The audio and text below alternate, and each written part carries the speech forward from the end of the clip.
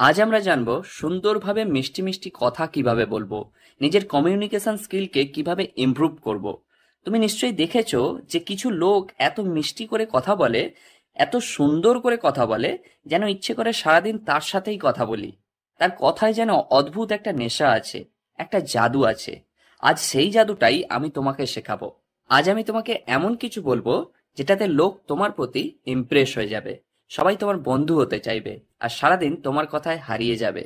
ব্যক্তিগতভাবে আমি বিশ্বাস করি, যদি তুমি ভালোভাবে কথা বলতে পারো, যদি তোমার কমিউনিকেশন স্কিল ভালো হয়, তাহলে 70 থেকে 80% প্রবলেম সলভ হয়ে যায়। যদি তুমি ইন্টারভিউ ক্র্যাক করতে চাও, কি চাই? Communication skill. যদি তুমি কাউকে ইমপ্রেস করতে চাও বা কারোর সাথে রিলেশনশিপে আসতে চাও, তাহলে কি চাই? Communication skill. যদি তোমার কারোর সাথে ঝগড়া হয়ে যায় আর সেই ঝগড়াকে সলভ করতে চাও, কি চাই? Communication skill. মানে জীবনের প্রত্যেকটা জায়গায় তোমাকে কমিউনিকেট করা জানতে হবে। তো শুরু করছি পয়েন্ট নাম্বার 1। যদি তুমি ভালোভাবে বলতে চাও, তাহলে আগে তোমাকে ভালোভাবে শুনতে হবে। যতক্ষণ তুমি শুনবে না, ততক্ষণ তুমি ভালোভাবে বলতেই পারবে না। নিজের আশেপাশে দেখবে বা টিভিতে দেখবে কোনো পলিটিশিয়ানকে অথবা কোনো অ্যাক্টরকে অথবা তোমার কোনো বন্ধুকে দেখো যে খুব সুন্দর করে কথা বলে, সে কিন্তু খুব ভালো করে শোনে। তাই যদি তুমি না শোনো, তাহলে বলতে পারবে না। একটা এক্সাম্পল নেওয়া যাক। একটা ছেলে এ আর একটা ছেলে বি। এ স্যান্ডউইচ খেতে ভালোবাসে আর বি পাস্তা খেতে ভালোবাসে। আমি যদি এ কে পাস্তা আর বি কে স্যান্ডউইচ দিই, তাদের পছন্দ হবে? অবশ্যই না। কারণ ওদের টেস্ট আলাদা আলাদা। যার যেটা পছন্দ তাকে সেটাই দেওয়া উচিত। তুমি কোনো মানুষকে একবারেই ইমপ্রেস করতে পারবে না। ধরো তুমি আমার সাথে কথা বলছো, হতে পারে আমি অন্য কোনো বিষয়ে ইন্টারেস্টেড, অথবা অন্য কেউ তোমার সাথে কথা বলছে। এখানে হতে পারে তুমি অন্য কোনো বিষয়ে ইন্টারেস্টেড। তাই সামনের লোকটা কোন বিষয়ে ইমপ্রেস হবে সেটা জানার জন্য আগে শুনতে হবে। এর মানে শুধু শুনতেই থাকবে এটা না, যে শুধু শুনতেই থাকলাম, ফর্মালিটি করতে থাকলাম। তোমায় শুনতে হবে, অবজার্ভ করতে হবে, তার চোখের দিকে দেখতে হবে, তার কথাকে শুনতে হবে যে সে কি বলতে চাইছে।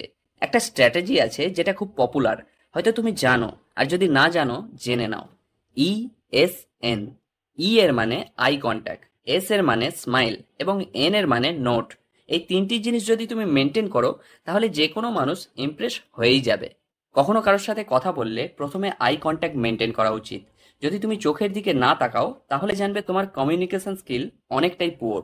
তাই চোখের দিকে তাকিয়ে কথা বলো বা শোনো। দ্বিতীয়টা হলো এস, স্মাইল।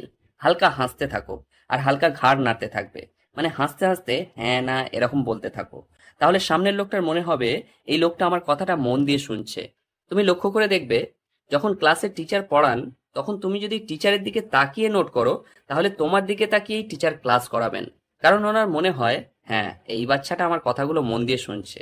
এখন তুমি কতটা শুনছো কি না শুনছো সেটা পরের কথা, কিন্তু হ্যাঁ, একটা ভালো ইমপ্রেশন অবশ্যই যায় ওনার কাছে। হ্যাঁ, আরেকটা স্ট্র্যাটেজি আছে, কানেকশন বিল্ডিং।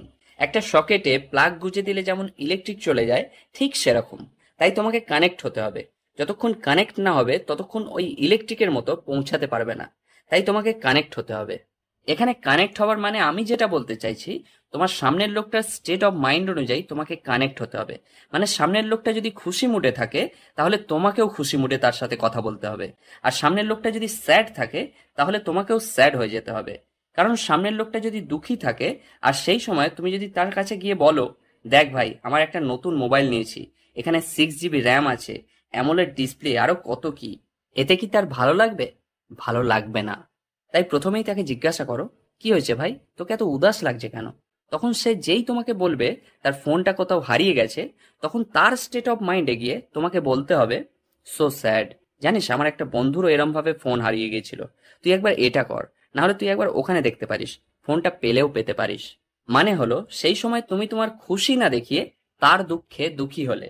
পরের দিন যখন ওই বন্ধুটা আবার একটা নতুন ফোন কিনে তোমাকে দেখাতে আসবে, দেখ ভাই, এই ফোনটা কিনলাম, এই ফোনটাতে এত জিবি র্যাম, এই প্রসেসর, আরো কত কি, তখন তুমি দুঃখী হলে হবে না, তোমাকে দেখাতে হবে, বাহ, নতুন ফোন নিয়েছিস, দারুণ হয়েছে, পার্টি তো দিতেই হবে।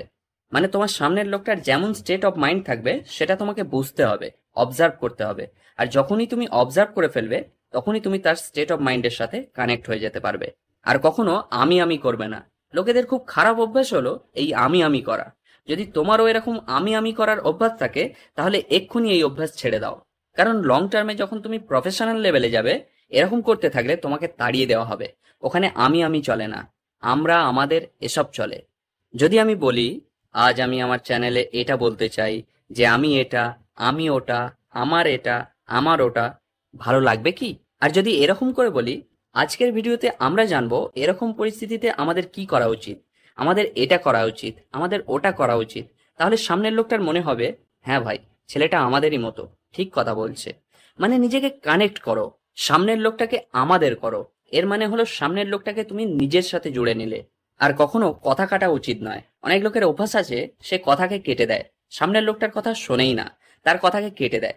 সামনের লোকটা যাই বলুক, কিন্তু তখন তার মধ্যে এমন একটা জিনিস কাজ করে যে সে তার নিজের কথাকে বলার জন্য উতলা হয়ে ওঠে। সেভাবে এই পয়েন্টটা বলতে পারলে সামনের লোকটাকে চুপ করিয়ে দেওয়া যাবে, আর উত্তরই দিতে পারবে না। তুমি তার কথা না শুনেই নিজের কথা বলতে থাকলে। আরে ভাই, প্রথমে শোনো, কথা কেন কাটছো? যদি কথা না শোনো তাহলে কখনোই কমিউনিকেট করতে পারবে না। এরকম আরো পয়েন্ট আছে, কিন্তু সবকটা পয়েন্ট একসাথে বলতে গেলে ভিডিওটা অনেক লম্বা হয়ে যাবে। তাই বাকি পয়েন্টগুলো আমি পরের একটা বা দুটো ভিডিওর মধ্যে কভার করার চেষ্টা করব। আজকের ভিডিওতে বলা কথাগুলো থেকে যদি তুমি ভালো কিছু শিখে থাকো তাহলে অবশ্যই ভিডিওটা শেয়ার করো আর শুনতে থাকো স্বনিয়ন্ত্রিত জীবন।